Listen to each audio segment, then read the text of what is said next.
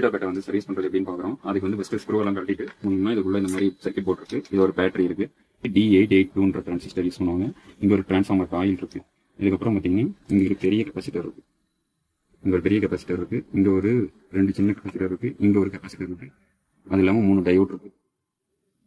Voltage டிசின்னு போட்டுறதுல 20 volt வச்சுட்டு இங்க வைக்கிறேன். இப்போ இந்த பேட்டரி வந்து 4 வோல்ட் பேட்டரி, கரெக்டா 4 வோல்ட் இருக்கு. 0 வோல்ட்டோ இல்ல 0.5 வோல்ட்டோ இருந்ததுன்னா அது வந்து பேட்டரி போயிடுச்சுன்னு டயோடு மோடு வச்சுக்கணும். மீட்டர் கலெக்டர்னு சொல்லி இந்த மாதிரி ஒரு சில ரெசிஸ்டர்ல 3 பின் இருக்கு. இந்த 3 பின்னுல பாத்தீங்கன்னா ரெசிஸ்டர் கனெக்டிங் ரெசிஸ்டர், இதுதான் வந்து பேஸ் பின்.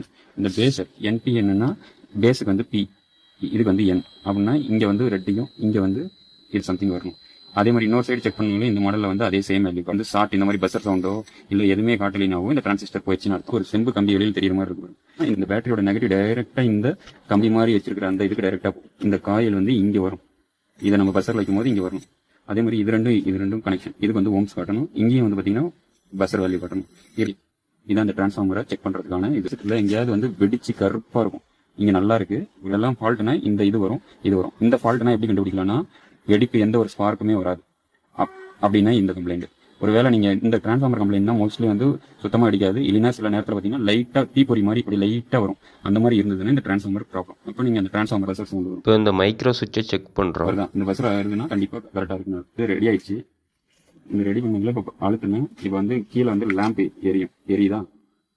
நெக்ஸ்ட் வந்து இங்க வெடிக்கிறேன்.